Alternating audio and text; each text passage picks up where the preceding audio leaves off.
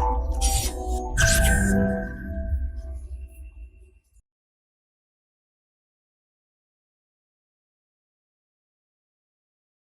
दोस्तों, this is Vishakha Daga coming up with next round of बस 5 minute. कहते हैं हमारी कंट्री में मेल न्यूट्रिशन और हंगर की स्टेटस ठीक नहीं है। To the extent global hunger index में हमारी रैंकिंग 101 है और उसको एड्रेस करने के लिए सेंट्रल गवर्नमेंट बहुत सारी स्कीम्स लेकर आती है। बट उस स्कीम्स की इम्प्लीमेंटेशन की जिम्मेदारी स्टेट गवर्नमेंट की होती है और इसलिए वो काफ़ी इनोवेटिव अप्रोच लेकर आते हैं, जिसमें से एक हम डिस्कस करने वाले हैं, द्वारे राशन स्कीम। इसके बारे में हम आज की वीडियो में देखेंगे कि स्टेट की है और कैसे उसे इम्प्लीमेंट करने वाले हैं। तो चलिए हम बढ़ते हैं आगे और सबसे पहले बात करते हैं कि हमें स्कीम की ज़रूरत क्या है। तो एक इंडिकेटर मैं पहले बता चुकी हूँ, क्योंकि ग्लोबल हंगर इंडेक्स में हम काफ़ी पीछे हैं। साथ में अगर स्टंटिंग और वेस्टिंग का डेटा देखा जाए, नेशनल फैमिली हेल्थ सर्वे 5 का, तो यहाँ पे भी हमारे इंडिकेटर्स की जो प्रेजेंटेशन है वो काफ़ी अच्छी नहीं है। जैसे आप वेस्टिंग देखें तो हमारी कंट्री में वेस्टिंग 21% है। दैट मीन्स एक पर्टिकुलर हाइट पे जो वेट डेवलप होना चाहिए, कि आपकी हाइट तो अच्छी खासी हो गई है बट वेट आपका कम है। आप काफ़ी पतले पतले लोग देखते हैं ना, हाइट लंबी होती है, दैट इज बेसिकली वेस्टिंग। तो वो हमारी कंट्री में कम से कम 21% है। 21 people suffer from the wasting scenario. और स्टंटिंग देखा जाए, इसका मतलब एज तो आपकी बढ़ गई है बट उस एज पे आपकी हाइट अप्रोप्रिएटली नहीं बढ़ी, या तो कम हो गई या ज़्यादा हो गई है, उसे कहते हैं स्टंटिंग, कि आपकी ग्रोथ स्टंटेड है। तो ऐसे केस में वो हमारी कंट्री की 38% पॉपुलेशन सफ़र करती है, and that is mainly because जो न्यूट्रिशन है उनको मिलना चाहिए वो नहीं मिलता। इसका इम्पैक्ट ये होता है कि इससे हमारी कंट्री को 4% of GDP and 6% of the productivity का नुकसान होता है, जिसको डील करने के लिए हम वेरियस स्कीम्स लेके आते हैं, जैसे पब्लिक डिस्ट्रीब्यूशन स्कीम या फिर पीडीएस। पीडीएस में क्या किया जाता है? पीडीएस में आपकी कुछ फेयर प्राइस शॉप्स, मतलब कुछ गवर्नमेंट डिजाइन शॉप्स होती हैं, जिसमें आपको सब्सिडाइज रेट पे फूड राशन मिलता है। तो लोग बेसिकली यहाँ से जाके एक सब्सिडाइज रेट पे आपका राशन ले सकते हैं। इस स्कीम को इम्प्लीमेंट कौन करता है? आपकी मिनिस्ट्री ऑफ कंज्यूमर अफेयर्स इसको इम्प्लीमेंट करती है। और फेयर प्राइस शॉप से आप सिटीजन को सब्सिडाइज, मतलब जितनी कीमत पे वो मार्केट पे मिलता है, कि मार्केट पे अगर 25 रुपए किलो आपका फूड मिल रहा है तो यहाँ पे आपको 3 रुपए में मिल सकता है। इतना ज़्यादा डिफरेंस होता है।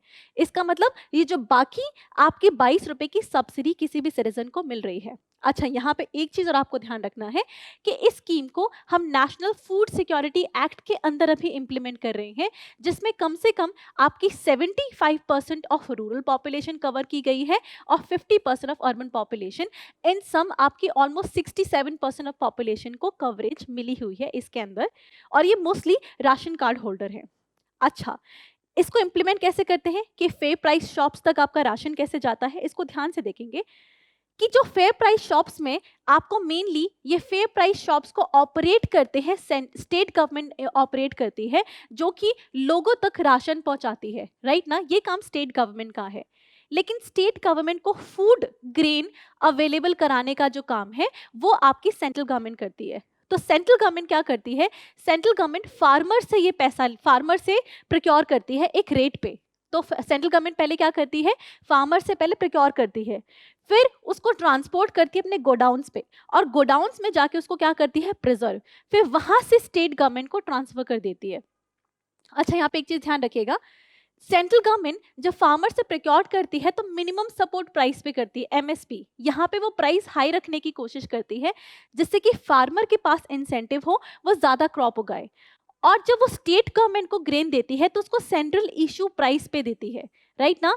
स्टेट गवर्नमेंट बाद में प्राइस को और कम कर सकते हैं। जैसे स्टेट गवर्नमेंट ने क्या किया कि 3 रुपए में आपके राइस मिल रहे हैं, 2 रुपए में आपकी पल्सेस, या फिर 1 रुपए में आपका वीट मिल रहा है। तो ये जो प्राइसेस है वो सेंट्रल की इशू प्राइस है, जो कि सब्सिडाइज होती है। तो जितने में उसको खरीदा है ना, मे बी 25 रुपए में खरीदा हो जो मार्केट प्राइस है, जिसको, और मार्केट प्राइस से भी ज्यादा हो एमएसपी, क्योंकि एमएसपी मार्केट प्राइस से भी हाई हो सकती है। तो सेंट्रल गवर्नमेंट एमएसपी पे खरीदती है, सेंट्रल इशू प्राइस मतलब सब्सिडाइज प्राइस पे स्टेट गवर्नमेंट को देती है। स्टेट गवर्नमेंट चाहे तो सीधा में भी 3 रुपए का है तो 3 रुपए में दे दे, या फिर और भी कम कर दे।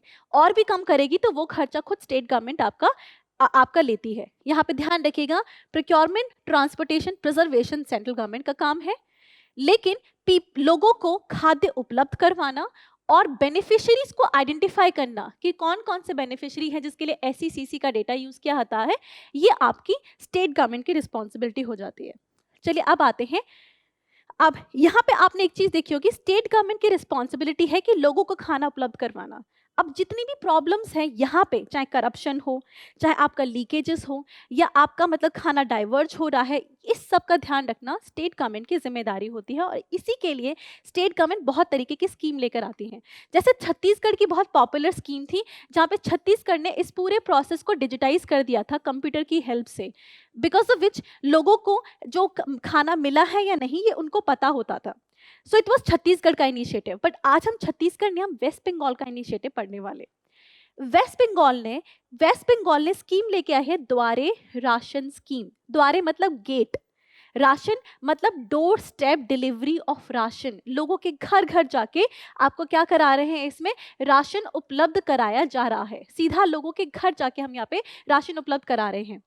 अब ये कैसे होगा, इसके लिए कम से कम स्टेट गवर्नमेंट ने 21,000 राशन डीलर्स लगाए हैं, जिनकी जिम्मेदारी है जो आपका फूड है वो लोगों के घर तक पहुंचाना। ये जो राशन डीलर है ये 2 असिस्टेंट्स को भी एम्प्लॉय कर सकता है, साथ में ना अपने, जिसको कम से कम 10,000 का स्टाइपेंड मिलेगा, जिसमें से 5,000 स्टेट गवर्नमेंट देगी और 5,000 ये राशन डीलर लेगा।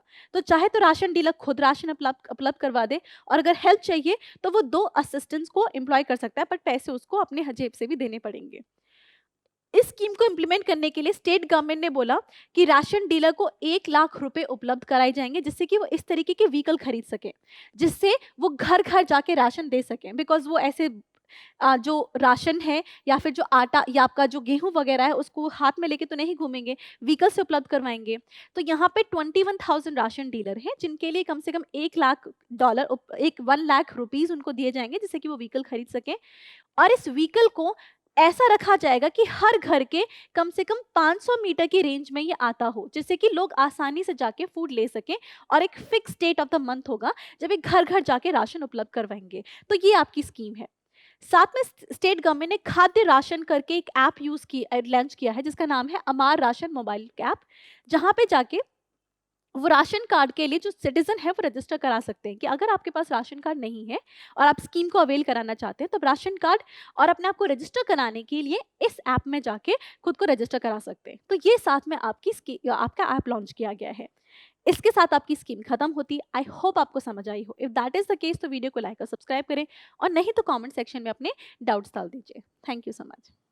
Current Affairs by Forum IAS is an all-in-one program that covers the dynamic aspect of the syllabus from both prelims and mains perspective. Last year, we have helped more than 100 students crack IAS with our current affairs classes.